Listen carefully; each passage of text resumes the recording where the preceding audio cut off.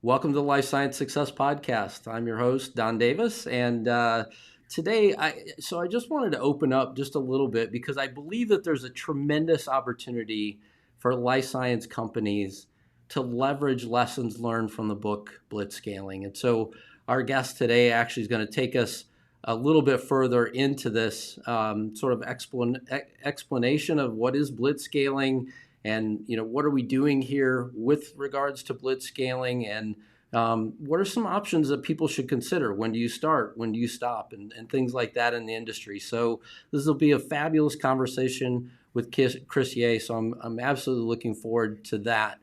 For those of you who don't know me, my name is Don Davis, and I am a consultant in life sciences. I help companies manage complexity and increase performance, all with the sort of thought process of helping them scale. And whenever I read this book, I thought it was a tremendous resource. And so with that, I just wanted to welcome my guest, Chris. So welcome, Chris. Thank you, Don. Such a pleasure to be here. And I finally just realized this whole time I was looking and thinking, 5280, what does that mean? And with the mountains about, of course, it's mile high, There you go. Colorado right again. So, anyway, such a pleasure to be here. I know that you're on the road, so I appreciate your taking time out of your vacation schedule to make this happen. Absolutely. And yeah, it's funny. So, learning to podcast while on the road is a completely different thing. For anybody that notices anything that's different about the show, I guarantee you it's because I'm on the road. And so with that, yeah, so I just look forward to really talking about blitz scaling. But before we do that, I mean, as I was saying before we got into the show as well, Chris, I mean, I think you're a really interesting guy. I think you've got a lot going on. Can you tell listeners just a little bit about yourself and sort of your background? What brought you to sort of getting started with writing the book Blitz Scaling? Absolutely. So I'll give you the quick version because the long version could take all the time we have. But I grew up in Southern California in Santa Monica, so about 2 hours north of where you are right now, Dawn. And then I came up further up the coast to Stanford to do my undergrad work, where I didn't know what I was going to do, but I ended up studying product design engineering and creative writing.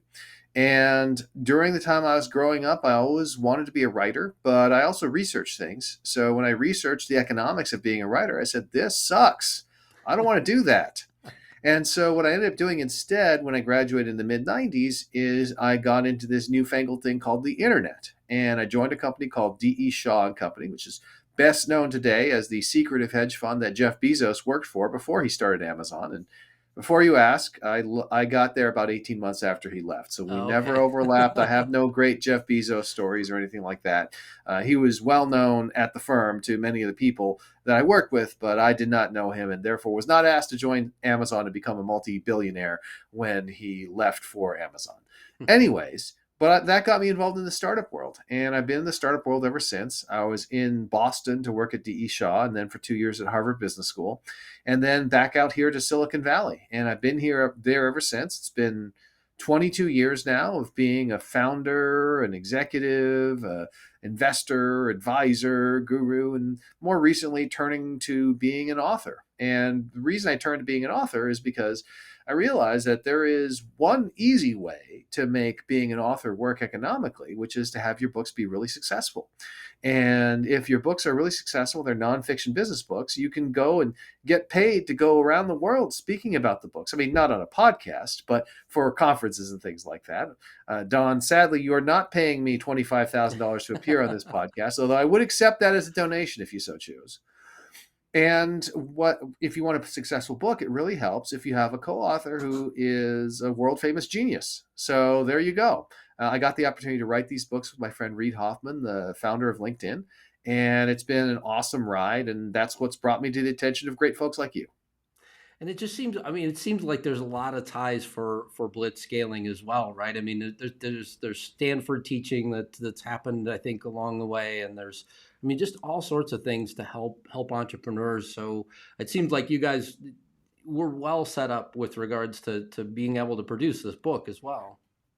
Absolutely. Well, a lot of it draws on personal experience in addition to everything else. Of course, we studied and we read and we interviewed people, but it helps when you have a co-author who who was the founding board member of PayPal, who was the first outside investor in Facebook, who founded LinkedIn, who was the first Series A investor in Airbnb and many other companies.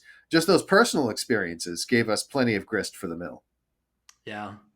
So, in terms of the sort of things that you do now, what are the main things that you focus on right now? Well, it's a variety of things. So Reed and I are still working on various bits and pieces of content together, as schedules permit, of course. And we plan to write another book about techno optimism. We're going through a patch right now when people are kind of down on technology, and there's good reasons why they're down on technology. It's caused a lot of problems, but it's also the solution to the big problems facing mankind.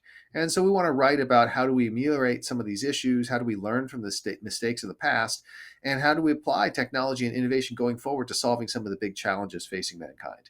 So there's that, and that involves writing books and podcasting and other things like that. And in addition, I am also busy as one of the founding partners of Blitz Scaling Ventures, which is a venture capital firm that invests in Blitz Scaling companies, which is to say the fastest growing startups that have been backed by the top VCs in the world. And that gives me a chance to work with a lot of great CEOs and entrepreneurs, and hopefully gives me even more material for future books as well. I'm just surprised after writing one book that you want to go back down this path another time. I mean, it's one of those things where I've got a good portion of a book done. Currently going through that process, with an agent and all of those sort of things, and it's the next step of Yeah. sort of finishing things that scares me the most, because if they come back and they say, hey, I want this thing, fast, it's, it's going to turn into a quick grind, and then, try and finish it. And I'm just surprised you want to do it again and again. Well, it is a lot of work. There's no question about it. And I work with a lot of famous authors. They're friends of mine. And everyone talks about just what a grind it is. And you're absolutely right. But on the other hand, it's something that I view as A, necessary, and B, helpful. It's necessary in the sense that we live in a world where people have very short memories, and you can have a great book that comes out, and then 7 or 8 years later, they've forgotten the book ever came out. So you got to stay in the public's eye in order to continue to be able to have an influence. So that's part of it. But the other part of it is, you'll discover this when you put a book out there. For whatever reason, when you have a book and it's a physical book and has your name on the cover, everyone all of a sudden takes your ideas more seriously. It's like the greatest business card in the world. And I think it's a reflection of some realities, right? If you go through traditional publishing, you've had to run a whole gauntlet, and there's all these people who have had the chance to take a piece out of you and make the product better. So the product is generally pretty good. But then there's just some sort of social convention. Like if somebody is an author, that makes them interesting and smart in people's eyes. Nobody's like, oh, yeah, that guy over there is an author. What a meathead. Right. Yeah. Well, and it is for sure a way of making sure that your work is even more, I guess, tested. So yeah, Yeah. for And, sure there is and that. there's an ego thing, a legacy thing, right? Thinking the fact that your work is stored in the Library of Congress. I mean, that's just a cool feeling. When you look back on your life, you're like, what are some of the things I did? Like, oh, I did that, and it affected hundreds of thousands of people. I remember that with my dissertation. I was so just dumbfounded that something that I wrote actually made it to the Library of Congress. So I mean, it's just amazing. So in terms of books, though, you've also written the Alliance. You want to it all describe to folks what the Alliance is about, and sort of the premise for that book. I mean, that Yeah. that was, to me, it was an initial sort of set of thoughts that honestly set you and Reed up very well for blitz scaling. I felt like. Well, thank you. So, The Alliance is a book that really focuses on the changing nature of work. How do employees relate to their managers and vice versa? How do employees relate to their companies and vice versa? And the thing we're really touching on is the fact that the world is really different than it was when you and I were children, right? Our parents had a very different world that they existed in. It was unusual if somebody didn't work for the same company for decades on end. And we now live in a world where things are utterly, utterly different. But we still have a lot of the same assumptions. People are like, oh, it's disloyal to work at multiple companies. Well, if that's the case, doesn't mean that everyone's disloyal. I mean, come on now. And so what we said is there needs to be a better way of thinking about this. And our approach is to say it should be an alliance, which is to say a mutually beneficial agreement between two parties who are more like peers than parent and child, and where they're really coming together to achieve something. So, in the case of the alliance, it's usually some sort of business objective. But then there's a question of what achieving that objective does for the company and what it does for the individual in question. Because a big part of it is a professional, you're looking for career progression. You're looking for the things you do and accomplish to help you get to that next step. And the companies that are able to really work effectively with their employees by giving them missions that allow them to really stretch and grow and eventually reach the point where they're the VP of this or the CEO of that or the founder of this, those are the companies that are going to be most successful. And we see that play out in the world today, where great companies are great not just because they have great performance, but because the people who work there are great and go on to do other great things. Yeah, and I mean it's such an important thing right now, especially whenever, I mean, there's a lot of people that have talked about the Great Resignation, which in part, I could kind of say that I fall into that. I mean, I only became a consultant primarily because of, COVID and kind of the change in the industry and things like that. And I looked at, getting another traditional job and just said, look, I don't think that this really fits me anymore. I think the right step for me is to take my own step and sort of go out on my own. And I couldn't agree with you more that I think even today the alliance you know still has an awful lot to offer. I also saw earlier today John Fort had an earlier webcast on. He was talking to one of the executive vice presidents of HR for Lowe's, the hardware store company, and essentially they were saying, "Hey, look, we're offering free education for people that come and work here. So, if you want to go from somebody that is out on the floor to upper management, there is a potential way to get there now through education as well." So, pretty cool to see that, especially as somebody that still paying off school loans even as we speak. Oh my goodness, Don, you're younger than you look. You look like you paid off those loans a long time ago with your massive earnings from the pharmaceutical industry. Yeah, you would completely think so, but yes, that's not the case. But what I do want to commend you on, as you mentioned, the sort of great resignation, is you're doing exactly the right thing to build up your practice, which is thought leadership. And at the end of the day, everyone can hang out a shingle, but thought leadership is the thing that gives people, in a scalable way, a chance to say, well, do I want to work with this guy? And when they hear you talking on the podcast, when they see you on the broadcast and what have you, that's the best advertising you could possibly get. Yeah, and I mean, to be honest, I mean, I did this in a somewhat selfish way that I describe actually on the podcast website.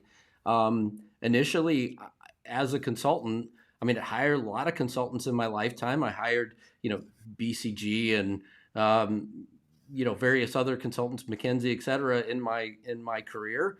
And all of a sudden, I looked at the fact of being a consultant, and I was like, how the heck do I find out what problems people have so that I can step in the middle and say, there are some things that I can help you do. And so somebody had said, well, why don't you go talk to them and listen to them? And so I started doing that. And from that, somebody had said, hey, why don't you record these things so that we can play them back later and kind of listen to the things that were said. So on a broader scale, I just said, to me, that's a podcast. That's what a podcast is meant to do, is to sort of be this marker in time for, a current conversation, and people can play it back as many times as they want. And, hopefully they get something beneficial from it in the end. And something that people don't appreciate as much about the podcast medium is what makes it so powerful. Now, you and I are doing a video broadcast as well as a podcast, but I bet most of the audience is listening to us speak in their ears right now. And the thing about podcasting is it's something that happens while you're doing something else. So as you're listening to a podcast, I like to tell audiences, I'm not sure I know anyone who says, oh, it's time to listen to a podcast. And they go find their special podcast room and they sit down in their special podcast chair, which looks sort of like a throne, and they put on their special podcast headphones and their eye shades so they can really concentrate.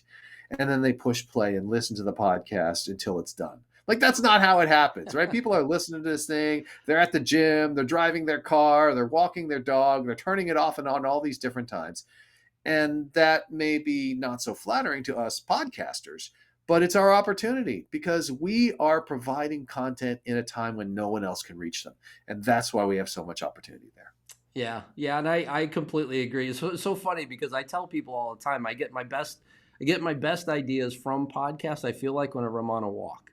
So if Yeah. I'm walking and listening, all of a sudden there'll be just epiphanies that come that I've never had, before, and it has something to do with just clearing my mind and being open. I think at that point in time, but yeah. So back to the book Blitz Scaling. Can you describe a little bit about what is Blitz Scaling? What does it mean? Absolutely. So I'm going to ask you a strange question and we'll see if it's helpful. But my question is this: are you familiar with the film Talladega Nights, The Legend of Ricky Bobby, starring Will Ferrell? Oh, sure. So, one of the things that we discovered after writing the book is unintentionally, we have created the very first management book that is based on the lessons of Ricky Bobby. So, everyone knows with Ricky Bobby, what are his catchphrases? Well, there's shake and bake, of course. But there's a couple of other catchphrases that exactly summarize blitzscaling. And those catchphrases are: if you ain't first, you're last, and I want to go fast. And that's what it boils down to. Blitzscaling describes a situation where there is a winner take most market, where whoever achieves critical scale first generates some sustainable competitive advantages that let them be the enduring market leader. And when they do that, when you're the enduring market leader and no one can take it away from you, you can spend decades printing money and becoming an enormously successful company. But in order to do that, you have to understand that A, if you ain't first or last, and B, you have to be willing to go really fast. You have to be willing to sacrifice efficiency for the sake of speed so that you can be the first across the finish line. So that's the quick summary of blitzscaling. The more in-depth stuff is, well, why would you do this? When do you have a Ricky Bobby market? And that typically in the technology world is when there is a network effect of some kind, which means that as you scale, then the value of the product or service increases for each individual member or each individual customer, which means that you can take a look at the value created by the company and multiply an ever increasing number of users by an ever increasing value per user, which means you have exponential value growth. And you have so much value from the network that you can basically have a product that somebody clones and gives away for free and it won't be valuable. Just like an Airbnb with no hosts on it would be utterly useless to you and I because it all comes from the network effect. Now, in the life sciences world, what's interesting is there's another way that this could happen. One is obviously patent protection. The entire pharmaceutical industry is built on patent protection. You literally have a legal monopoly, which means it's really important to get your product out there and to get it out there before the competition does. Because once you start locking people in and they're taking a particular medication, you tend to have a bit of a land grab effect. It becomes the standard of care and everyone begins to assign it. And that makes you have a blockbuster drug, at least in the pharma industry. Same applies elsewhere in life sciences. So when you're looking for those Ricky Bobby markets, if you find one, then it makes sense to focus on going fast instead of being efficient. Yeah, and I mean, I certainly, agree with that. The one sort of caveat that we also have to deal with is so there's the regulatory Yep. side of it, and then there's a sort of Theranos side of it, which is the, sort of, true bad blood that, has been created right now, where, people got out a little bit too far ahead of their skis and, never went back to sort of fix the things that were wrong. And by the way, sat down and said, hey, look, we can do all this stuff. They actually couldn't. Right. So I mean, for sure, we have some competing, things, but at the same time, I mean, this industry very much is one where Ricky, in my mind anyway, there are Ricky Bobby moments all over the place, both in the diagnostic side, which would be the sort of, testing your blood or other body fluids, and, trying to diagnose or, treat something. And then on the other side, I mean, certainly on the treatment side, for sure, you have the same sort of, challenge as well that we're dealing with in the industry, and speed matters, and yeah, No, absolutely. And the funny thing is, of course, and I tell people this all the time, you have to remember that blitz scaling is relative and contextual. It's relative to your competitors. And if your competitors are also regulated and also facing some of the same challenges, it may mean that going fast, not as fast as a software startup, which doesn't have to worry about things, but fast, and in fact, faster than your competitors, still allows you to blitz scale. There's no rule that says you have to travel at 3x per year in order to be blitz scaling. In some industries, that's blitz scaling. In other industries, you're falling behind because your competitors are growing 10x a year. And so it's really a question of the relative speed. And then it's also contextual because the context matters as well, right? The fact that you are doing something like a diagnostic where people are making life and death decisions means that the cost of failure is a lot higher than if you produced a video game that people are playing for kicks, right? Sure. One, if something goes wrong, it's no big deal. The other, it is in fact a very big deal. That's part of being a responsible blitz scaler, making sure that you're considering the potential harms that could be created. The final thing is just in terms of Theranos. What's interesting about Theranos is there are actually some things that Theranos did that were very smart. They somehow managed to actually work closely with the regulators and get folks like the state of Arizona to waive the need for doctors to order tests. Now, that's an actual regulatory innovation. But however, you cannot pair that regulatory innovation with a product that just doesn't work and then where you lie about the results. I mean, what they're doing is not blitzscaling per se; it's just plain old lying. Yeah. And plain old lying is rarely going to be the right thing to do. I will say, again, this is a little bit of context. Famously, one of Elizabeth Holmes's mentors is Larry Ellison, the CEO of Oracle, and Larry Ellison was famous for just flat out lying. He would create products that were vaporware. He'd promise people things that were years away. He'd do anything to get the sale. And I think that some of what he said rubbed off on her. Hmm.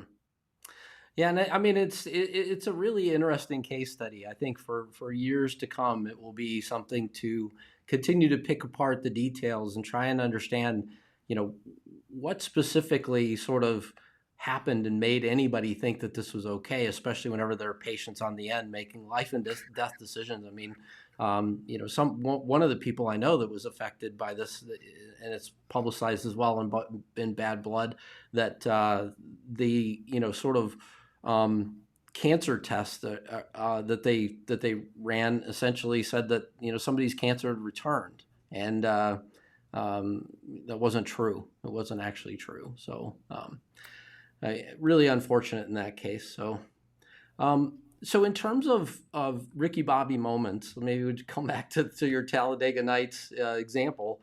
So when is it right to blitz scale, and so how do you pick out those opportunities or see on the horizon? I mean, I think you've touched on this, but at the same time, I think there's maybe an opportunity to kind of draw out even more here with regards to when is the opportunity right. It's funny. The question is very similar to another question that I often get, which is just for entrepreneurs in general: when should I quit my job? Hmm. Right? Because both of these represent this sort of all-out commitment. We're going to burn the ships, as they say. And I'm going to quit my job, and it's either going to succeed or we're going down. Or we're going to blitz scale. We're going to go all out in terms of getting to scale, and we're either going to get there or we're going to fail. And for both of them, I offer a similar piece of advice. So for entrepreneurs, I tell them, hey, listen, you got to understand that you should not quit your job until you cannot stand still having it. Because the fact is that if you're starting a company while you're working another job, you're getting money deposited in your bank account every 2 weeks, which is pretty amazing. I got to tell you, you may not think it's a big deal, but once it stops happening, it's a big deal. Right. And the second is, I tell entrepreneurs, look, if you're starting your company, I bet you're robbing your employer blind right now. I mean, you probably thought about your company 4 hours a day while you were at the workplace. So you think that quitting your job is going to allow you to suddenly have all this time, but it's not. And so it's much better to wait until you feel like you can't stand it anymore, or you absolutely have to. There's this incredible opportunity. And I had this in my own life. One of the companies that I helped run was a company called Ustream in the live video space. And I was trying to get involved not on a full-time basis. I was trying to get involved as an advisor and just help out along the way. And eventually we got to the point where things were really taking off and the industry was going. There was this company called Justin TV that had also launched, got Oh, all this sure. attention. The company was growing like wildfire. Right. And I faced a choice. I was like, okay, I can either commit to this or not. And I looked deep inside and I said, well, I enjoy the fact that I have a job that pays me. I mean, it's really nice and I get to work with people I like.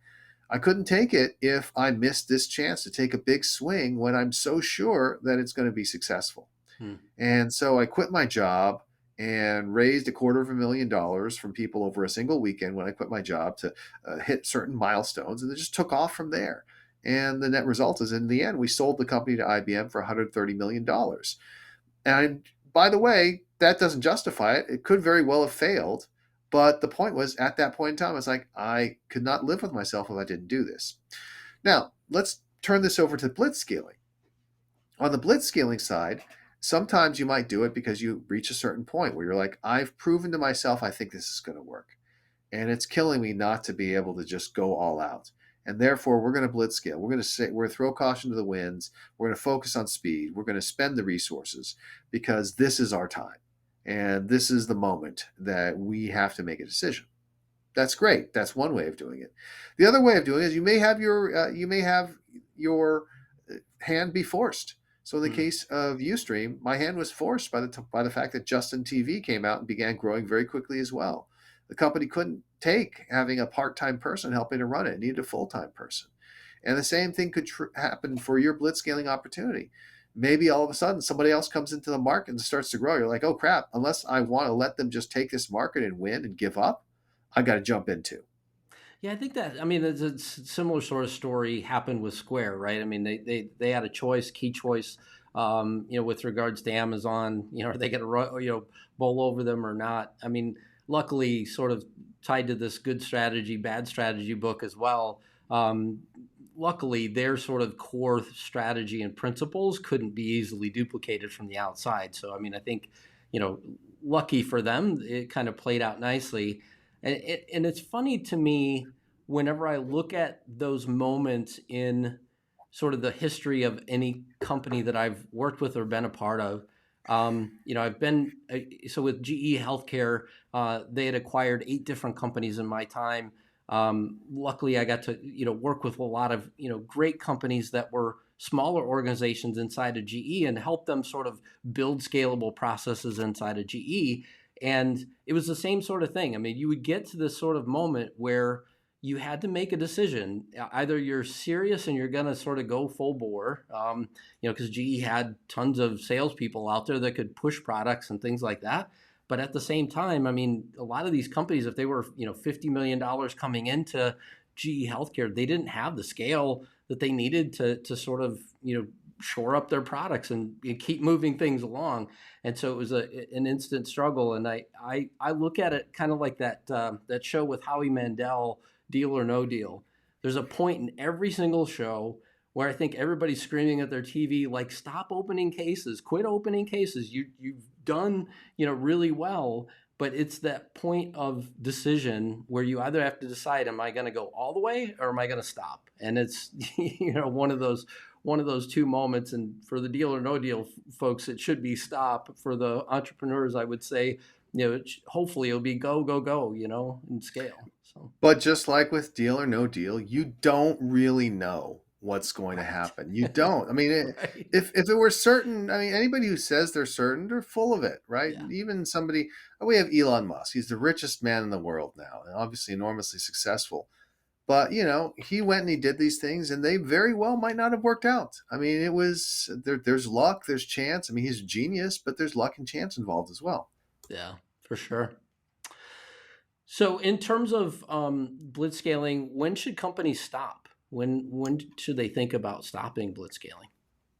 So the key thing to look at is what I call the leading indicators, because there are certain trailing indicators. Like the most important trailing indicator is revenue, right? If we are working like crazy and the revenue is still not growing, probably we shouldn't be spending that money. Probably we should be very efficient. But revenue is a trailing indicator. It comes last after a whole bunch of other things. So what I would say is you need to look more like leading indicators, things like how many people are signing up for the product or trying it out, how much are they using the product. Those are the things you're going to find out moment by moment rather than waiting to see if the revenues actually begin to decline. A great example of this, which we talk about in the book, is Twitter. Twitter got to a certain point, and then its user growth just went flat. I mean, Twitter has been basically at the same number of users for the past almost a decade. Yeah. But their revenues have gone up. They've gotten better at monetizing. Hmm. But even though their revenues were going up, the point at which their user growth went flat was probably the right time to stop trying to grow, right? Probably the time to start thinking about efficiency. But instead, they kept hiring more and more people because they're like, well, we got more revenues coming in. Well, guess what? You don't have more users coming in. This is temporary. And they have had to lay off a lot of the people they hired. Yeah. Yeah. And it's really amazing sometimes that people don't see sort of the tea leaves, right? So, as any leader in any company, you've got to be sort of looking ahead at the horizon and what could possibly, stop you or truly hurt the company. And there are unfortunate circumstances that I think with, COVID's a good example. I don't think anybody could have predicted exactly what was going to happen with COVID. But at the same time, as it started to happen, you saw plenty of companies making decisions. I'm either going to invest in my future and try and figure out how to build through this, or I'm going to shrink through this, and because I don't know how long it's going to last. And there were those clear decisions that I could see, happening over and over again with the different entrepreneurs that I work with. So. Yeah, and again, different circumstances meant different things, right? There were some businesses that came roaring back relatively quickly. There's other ones that took a lot longer. Yeah. And what you needed to do was to be able to adapt and look at your particular circumstance because your circumstance would be different.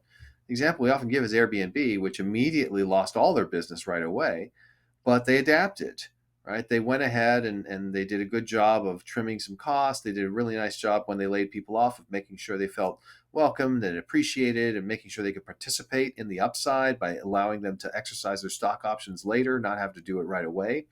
And that ended up being very important because Airbnb pivoted. People began doing longer stays outside of major cities because they were tired of doing their Zoom in a 100 square foot apartment in New York. And Airbnb's revenues came roaring back. And in 2020, they went public. And so all those people who were laid off 6 months earlier, because the company decided to extend and allow them to exercise their options anytime, they were able to profit from this IPO. And so even if they were forced to leave, their contribution was recognized. Yeah. And it boils down to the company was able to adapt quickly. Companies that didn't adapt quickly, that didn't have the flexibility or the will to adapt, those are the companies that failed. Absolutely. So, Chris, what else do you have going on? What sort of other things? If somebody wanted to find you, where would they find you, and things like that? If it seems to me like you have so many places where people can hear you and frequently keep in touch. Well, the central repository is just chrisyeh.com. That's CHRISYEH.com. And they can find me there, and there'll be pointers to most of the things I do. Like, for example, today I just put out a post talking about imposter syndrome in honor of International Imposter Syndrome Awareness Day. But you can also find me pretty much anywhere else just by searching for Chris Yeh. Whether it's on Google, on Twitter, or somewhere else like that, LinkedIn, you name it. And I'm always putting out new content. I also love being a guest on various podcasts like yours, which is why, Don, when you approached me and said, hey, I'd be interested in talking, I said, you do realize I know nothing about life sciences, right? Right. Like, no, we'd love to have you on. I'm like, okay, great, fantastic. I love a new audience. I love speaking to people. So please do look for me. And if you can't find me and you have an audience of people you want to talk with me, reach out to me as well. And you could do that at chrisyeh.com as well. You can go to the speaking page and a contact us page, and there's various links for you to send me a message. And then there are 3 questions that I like to ask every guest. What inspires you? So what inspires me most of all are entrepreneurs. And not just any entrepreneurs, but I especially am inspired by the entrepreneurs who are looking to make a social impact. So just this morning, I was working with an entrepreneur whom I'm coaching. I don't really do much coaching of executives anymore. I really am too busy for this, but this is an entrepreneur who is building an organization that's probably the fastest growing organization in history in terms of actually getting homeless people employed and housed. Wow. And so they are touching lives in a so important way.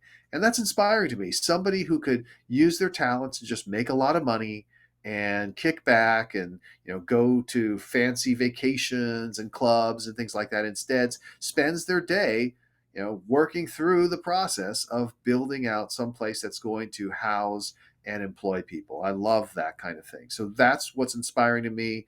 I think that if you look around, oftentimes we're caught up in the entrepreneurs who are the loudest on social media, and they may not necessarily be the ones who are the most inspiring.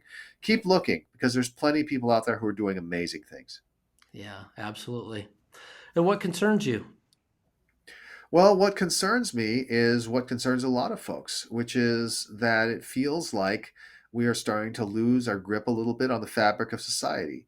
Society is something that is so important to us. If we look back on history and look into previous eras, I mean, Steven Pinker wrote a book on this, but this is the greatest time ever in terms of people being able to live to a ripe old age as opposed to being killed by violence. And that's thanks to society. Right? It's our ability to come together and agree on doing things, even when we don't agree with every single last thing that happens, that has made all this possible. And we seem to be at a point where people feel like, well, I should just always get what I want whenever I want. I'm like, you got to be kidding me. It doesn't work that way. And if you try to make it work that way, all you're going to do is be disappointed, and everyone else is going to realize what an asshole you are. So what I would like people to do is to recognize that society doesn't mean you get everything you want. Society means that we collectively agree on a certain baseline. And by doing so, we make mankind, humanity, safer and more productive than ever before. And we have so many amazing people and so many amazing things going on. If we just got out of their way and did not blow ourselves up or do all these other crazy things, we would be fine, because human ingenuity is limitless. Yeah, I do. I mean, so in my sort of travel for the last couple of weeks, the interesting thing is we've been the most disconnected overall from the news. And as much as I completely sympathize with what's going on in Ukraine, and I would be, after hours, pretty much glued to any network that was talking about, what was happening in Ukraine. Um, it's been nice to just have that little bit of mental peace so that I don't have everything that's going on all the time being thrown at me, all day after day. And it's honestly been peaceful. I mean, I've spent a lot more time writing and working on other things for my business, which has actually been helpful, as well as a little break. And I tell people all the time, I'm like, listen, your suffering and feeling bad does not help other people. All right. So if you if you want to help them, please do help them. But don't feel like suffering and feeling bad helps them at all, because it doesn't. They don't care, right? And all it does is make the people around you miserable. So don't just sit around feeling sad and sorry for yourself. If there's something wrong, do something about it. If you can't do anything about it, find some other way to help someone or make the world better. Yeah, great advice overall. And what excites you? So what excites me is that, and this is ironic, the pandemic has shown that we have a much greater capacity to change than I think anyone anticipated.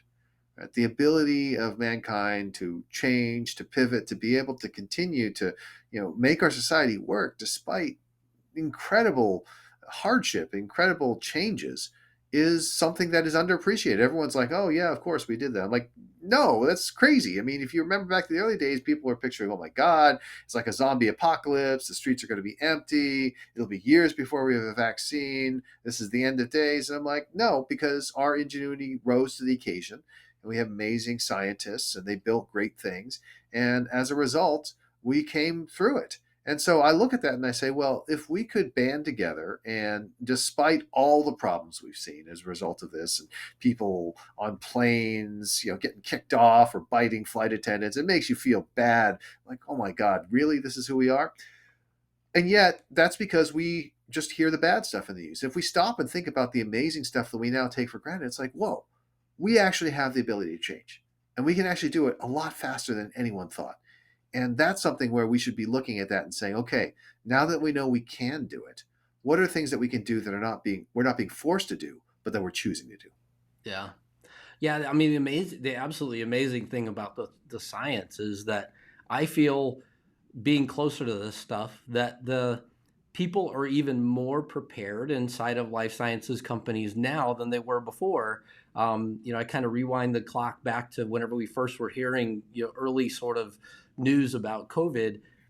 One of the clients or one of the customers that I worked with essentially came back and said, hey, look, we want 0 blood samples with COVID patients. We didn't even have a COVID test at the time, and they were saying, this is what we want.